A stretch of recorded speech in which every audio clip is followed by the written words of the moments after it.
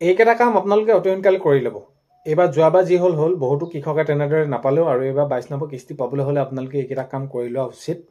আৰু কোনকেইটা কাম বা আপোনালোকৰ কিয় সোমোৱা নাই, নিশ্চয় কিবা এটা কাৰণ থাকিব। এনেইতো তেনেদৰে পইচাবিলাক নোসোমোৱা নহয়, আৰু নিয়মিতভাৱে যিহেতু পাই থকাৰ পাছতো যদি তেনেকুৱা ধৰণৰ হৈছে, আৰু এতিয়া যিসমূহ আপোনালোকৰ কিস্তি নোসোমালে তেনেহ'লে আপোনালোকে এতিয়া নাপাব নেকি? তো পাব নিশ্চয়। আপোনালোকে এইকেইটা কাম কৰি দিব, আৰু আপোনালোকে চাই লওক এইখিনি বিষয় কেনেদৰে কোনখিনি হৈ আছে। আপোনালোকৰ কিবা এটা নিশ্চয় অসুবিধা হৈ আছে, চ' সেইবাবে এনেকুৱা ধৰণৰ হৈছে। বাৰু যি কি নহওক, কোনকেইটা কাম কৰিব লাগিব আৰু এই যি এইবাৰ 22 নম্বৰ কিস্তি কেতিয়ালৈ দিব, কেনেকুৱা হ'ব, আপোনালোকে কোনসকলে পাব, সকলোখিনি কথা আপোনালোকক আজিৰ ভিডিঅ'ৰ জৰিয়তে আপোনালোকক জনাব গৈ আছোঁ। ভিডিঅ'টো বহুত বেছি দীঘলীয়া নহয়। ভিডিঅ'টো আপোনালোকে শেষলৈকে চাব বুলি আশা কৰিলোঁ। শেষত আপোনালোকে আপোনালোকৰ ভিডিঅ'টো চাই আপোনালোকে কমেণ্টৰ জৰিয়তে জনাব মতামত। আৰু এইখিনিতে এটা অনুৰোধ কৰিম, চেনেলটোলৈ যদি আপোনালোক নতুনকৈ আহিছে, চেনেলটো ছাবস্ক্ৰাইব কৰাৰ লগতে কাষতে থকা বেল আইকনটো প্ৰেছ কৰি অল কৰি থ'ব, যাতে নতুন এটা ভিডিঅ' দিয়াৰ লগে লগে আপোনালোকে আগতীয়াকৈ চাবলৈ পায়। যদি ভিডিঅ'টো চাই ভাল পায়, লাইক এটা কৰি দিব আৰু শ্বেয়াৰ কৰি দিব বুলি আশা কৰিছোঁ। এতিয়া চাওক, প্ৰথম কথা আপোনালোকে PM কিষাণৰ টকাৰ পোৱাৰ ক্ষেত্ৰত আপোনালোকে নিজৰ এলিজিবিলিটি ষ্টেটাছটো চাব। তাত থাকে আপোনালোকৰ আধাৰ বেংক একাউণ্ট ছেটিংছ ষ্টেটাছ, লগতে EKYC আৰু আপোনালোকৰ লেণ্ড চিডিং। লেণ্ড চিডিংটো কথা হ'ল এনেকুৱা ধৰণৰ, আপোনালোকৰ মাটি বাৰী যি ডকুমেণ্ট দিয়ে, তাত যদি আপোনালোকৰ কিবা এটা খেলি মেলি পাইছে, তেতিয়া তাত আপোনালোকৰ গ্ৰীণ চিন হৈ ৰাইট চিন নেদেখায়, তাত আপোনালোকৰ ৰেড ৰঙা ৰঙেৰে পূৰণ চিন এডাল দেখাব। তাৰপৰা আপোনালোকৰ আহিব আধাৰ বেংক চিডিং একাউণ্ট ষ্টেটাছ। ত'ত আপোনালোকৰ যদি সেইখিনি আধাৰটোৰ লগত কিবা এটা একাউণ্ট নম্বৰটোৰ সৈতে কিবা এটা খেলি মেলি হৈ আছে, তেতিয়া আপোনালোকৰ তাত পূৰণ চিনডাল দেখাব, ৰঙা হয়। আৰু নহ'লে আপোনালোকৰ সকলোখিনি ঠিক হৈ থাকিলে গ্ৰীণ চিনে ৰাইট চিন দেখাব। আৰু লগতে EKYCটো আটাইতকৈ আৰু বহুত বেছি গুৰুত্বপূৰ্ণ। যদি আপোনালোকৰ তাত খেলি মেলি হৈছে, তেতিয়াও আপোনালোকে তাত এতিয়া আপোনালোকৰ কি হ'ব, এই যি আপোনালোকৰ কৃষকৰ কিস্তি আপোনালোকৰ তাত পোৱাত অসুবিধা হ'ব।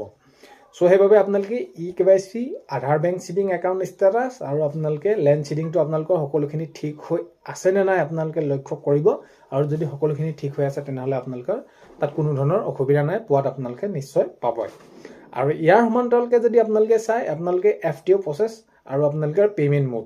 FTO প্ৰচেছটো আপোনালোকৰ ইয়েছ হৈ আছে নে আপোনালোকে সেইটো লক্ষ্য কৰিব। যদি ইয়েছ হৈ আছে, তাত আপোনালোকৰ কোনো ধৰণৰ চিন্তা কৰাৰ বিষয় নাই। আৰু লগতে পে'মেণ্ট মোডটো আপোনালোকৰ আধাৰ হৈ আছে নে আপোনালোকে সেইখিনি লক্ষ্য কৰিব। তাতো যদি সকলোখিনি ঠিক হৈ আছে, আপোনালোকে পাবই। ধৰি লওক ইয়াৰ আগৰ কিস্তি দুটা কিবা কাৰণত আপোনালোকে নাপালে, তো সেই কিস্তি দুটা আপোনালোকে টকাখিনি একেলগে পাব। এইবাৰ এইখিনি যদি আপোনালোকে সকলোখিনি ঠিক কৰি দিয়ে, এতিয়া কথাটো হ'ল আপোনালোকে ক'ত ঠিক কৰিব। এতিয়া এইখিনি ঠিক কৰিবলৈ হ'লে আপোনালোকে CSC চেণ্টাৰত যাব, আপোনালোকৰ সকলোখিনি ঠিক কৰি দিব। আৰু আপোনালোকে বহুত বেছি পলম নকৰিব, সেই সকলোখিনি ঠিক কৰি ল'লে আপোনালোকৰ সুবিধা হ'ব।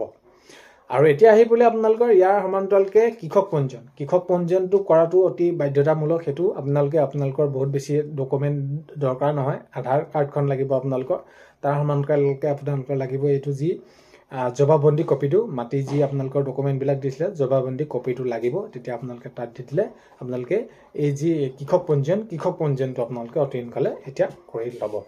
তো এইখিনি ক্লিয়াৰ হৈ গ'ল। এইখিনি যদি আপোনালোকৰ সকলোখিনি ঠিক আছে, আপোনালোকে যিমান আপোনালোকে কিস্তি নাপালে, সকলোখিনিয়ে আপোনালোকে পাব। তাত আপোনালোকে চিন্তা কৰাৰ প্ৰয়োজন নাই। আপোনালোকে মুঠতে এই যি কৃষকৰ কিস্তি আপোনালোকে পাব।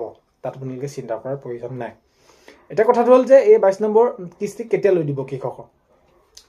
বহুতে কৈ আছে ফেব্ৰুৱাৰীত দিব, কোনোবাই কৈছে জানুৱাৰী শেষৰপালকৈ পাব, আৰু কিছুমানে তেনেকুৱা ধৰণৰ মাৰ্চৰ কথা কৈ আছে। তো যদি আপোনালোকে চাই, এতিয়া যিহেতু 4 মাহৰ মূৰে এই দি থাকে, তো মাৰ্চতহে আপোনালোকৰ পোৱাৰ সম্ভাৱনাটো আছে। এতিয়ালৈকে নিৰ্দিষ্ট তাৰিখ ঘোষণা কৰা নাই।